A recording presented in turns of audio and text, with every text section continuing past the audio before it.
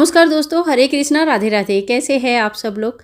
सावन पुत्रदा एकादशी और पौष पुत्रदा एकादशी, साल में 2 पुत्रदा एकादशी आती है, जिसमें भगवान श्री कृष्ण के बाल स्वरूप गोपाल जी की विशेष पूजा अर्चना की जाती है। पुत्र प्राप्ति के लिए सर्वोत्तम योग कहते हैं, और अगर स्वामी स्त्री यानी कि हस्बैंड वाइफ साथ में पूजा करते हैं, गोपाल जी की विशेष सेवा करते हैं, तो पुत्र प्राप्ति की योग बहुत अच्छा बन जाता है। अगर आपके पास गोपाल जी आप लाना चाहते हैं, आपके पास नहीं है, तो आप पुत्रदा एकादशी के दिन गोपाल जी की स्थापना करके उनको पुत्र स्वरूप मान के अपनी पूजा शुरू कर सकते हैं। पुत्र प्राप्त के लिए बहुत ही अचूक उपाय बोल के माना जाता है।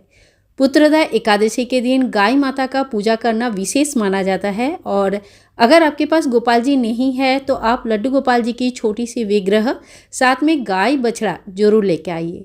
गाय बछड़ा का इस दिन विशेष पूजन होती है। अगर गौमाता आपको मिल जाता है चलते फिरते या गौशाला में, तो आप गौमाता का विशेष सेवा आज कीजिए। कैसे?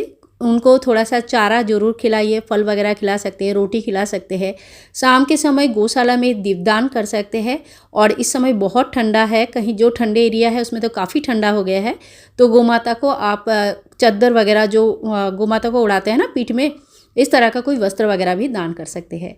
गौमाता का सेवा इस समय बहुत अच्छा माना जाता है, हमेशा ही अच्छा माना जाता है, लेकिन पुत्रदा एकादशी के दिन गोमाता का सेवा करने से पुत्र प्राप्ति की योग और अच्छा हो जाता है। तो ये आप जरूर करें। सबसे पहले देखिए, मैंने यहाँ पे एक ईजी तरीके से आपको पूजन दिखाती हूँ, हमेशा ही कोशिश करती हूँ ऐसे दिखाऊँ कि आप बहुत अच्छे से घर में पूजा कर सकते हैं। तो एक स्नान पात्र मैंने ले लिया है। सबसे पहले मैंने शुद्धिकरण स्नान किया जल से, और उसके बाद कच्चा गाय का दूध से मैंने भगवान को स्नान कराया। इस दिन गाय के दूध, गाय के गोबर, गोमूत्र का जितना हो सके यूज़ करें। गोमूत्र घर के बाहर छिड़के बहुत अच्छा रहते हैं, चौखट में छिड़के। गाय के दूध से बना हुआ कोई भी पकवान भगवान को इस दिन भोग में चढ़ा सकते हैं, और कच्चा गाय के दूध से भगवान को स्नान कराना चाहिए। गाय की गोबर आप चाहे तो लेके आ सकते हैं, घर में इसकी उपले बना सकते हैं, हवन आदि में काम कर सकते हैं। तो पुत्रदा एकादशी में गाय से प्राप्त जो चीज़ें प्राप्त होते हैं, हमें उन चीज़ों का व्यवहार करना, भगवान के काम में लगाना बहुत अच्छा माना जाता है। यह है हमारे छोटे से गोपाल जी, और इनकी स्नान हो गया। इन्होंने सभी लोगों को हरे कृष्णा राधे राधे कहा है। आप लोग भी सभी को हमारे ठाकुर जी को राधे राधे जरूर कहना। अब ठाकुर जी की स्नान हो गए, मुस्कुरा रहे हैं, और आपने देखा एकादशी के दिन ठाकुर जी कितनी खुश हो रहे हैं। अब उनको मैंने स्वेटर पहना दिया, और क्योंकि यहाँ पे बहुत ठंडा होता है ना, तो मैं ऊपर से एक पोंचू भी पहना दूंगी। इस तरह से ये बहुत जल्दी तैयार हो जाएंगे, और उनकी छोटी सी हाथ मैंने बाहर निकाल दूंगी। तो इसी तरह से हमारे ठाकुर जी तैयार हो गए हैं। अगर आपके पास ठाकुर जी की मूर्ति विग्रह नहीं है, तो आप श्री कृष्ण राधा रानी की पूजा कर सकते हैं, भगवान श्री विष्णु नारायण माता लक्ष्मी जी की पूजा कर सकते हैं, तो भगवान नारायण जी की किसी भी स्वरूप की पूजा कर सकते हैं। लेकिन अगर आपके गोपाल जी है, तो इस पूजा में आपने गोपाल जी की पूजा जरूर करनी है, और साथ साथ में गोमाता का। आप चाहे तो इत्र लगा सकते हैं। अभी ठंडे का समय चल रहा है, तो मैं इत्र जो है ना उनके कपड़े में ही ऊपर से लगा देती हूँ। अभी मैंने इत्र नहीं लगाया भगवान को, आप चाहे तो इत्र लगा सकते हैं। ये एक बहुत अच्छी आदत है, बहुत अच्छा लगता है, और इससे शुक्र ग्रह बहुत अच्छा होता है। आपका जो पैसा, शुक्र ग्रह मतलब क्या होता है, जो पैसा पानी होता है ना, वो कभी कमी नहीं होती है। इसके बाद हम चंदन का तिलक कर देंगे।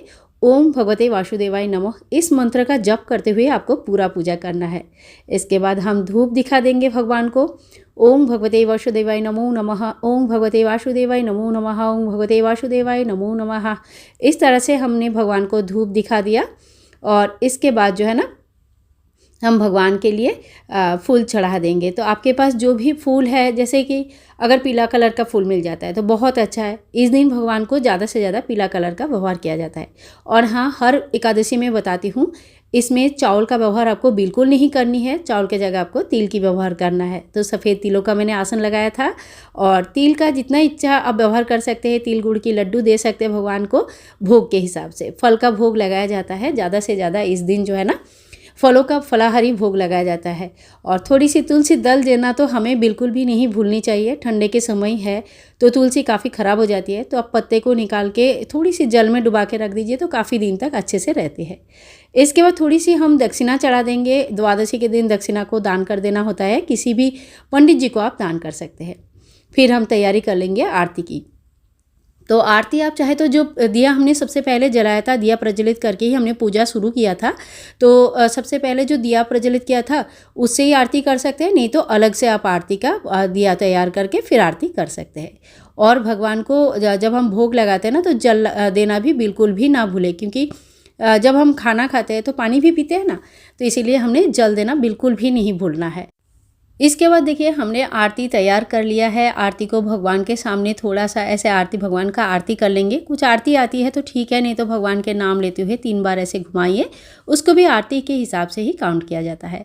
आरती होने के बाद आपको सबसे पहले ना आरती जो होते हैं वो पूरे घर में एक बार घुमा लीजिए, इससे पॉजिटिविटी बहुत आती है और आपको कभी भी कुछ घर में डर लग रहा है, कुछ प्रॉब्लम लग रहा है तो ये चीज़ें कम हो जाती है। इसके बाद मैंने मोर पंख से आरती कर दिया है। मुझे ये बहुत अच्छा लगता है क्योंकि ठंडे के दिन है तो मैंने ज़्यादा हवा नहीं किया, नहीं तो ठाकुर जी को बहुत हवा लग जाएगा, ठंडा लग जाएगा। और इसके बाद क्या करेंगे, हाथ में एक फूल लेंगे और पौष पुत्रदा एकादशी का व्रत कथा पढ़ लेंगे। व्रत कथा आप चाहे तो कहीं सुन भी सकते हैं, इंटरनेट से पढ़ सकते हैं अगर आपके पास बुक नहीं है तो। और नहीं तो मैं रेकमेंड करूँगी कि अगर आप एकादशी की व्रत रखते हैं या व्रत नहीं भी रखते हैं, पूजा करते हैं, तो आप एकादशी महात्म्य का एक बुक जरूर लेके रखें। बहुत ज़्यादा प्राइसी नहीं होती है, तो आपको ये एक बहुत अच्छा आप कह सकते हैं बहुत अच्छी चीज़ है जो हमें अपने पास रखनी चाहिए। तो एकादशी के बुक को आप जरूर रखें। इसके बाद हमने व्रत कथा पढ़ लिया और बुक को यहाँ पे रख दिया है। ठाकुर जी ने अब तक तो भोग ग्रहण कर ही लिए होंगे और अब हम उनको बाँसुरी दे देंगे। भोग जब ग्रहण करते हैं तो बाँसुरी को कहते हैं कि ठाकुर जी के हाथ से थोड़ा सा नीचे कर देना चाहिए ताकि वो भोग ग्रहण कर सके। तो इसी तरह से बहुत ही सरल सादा सीधा तरीके से हमने पूजा कर लिया है।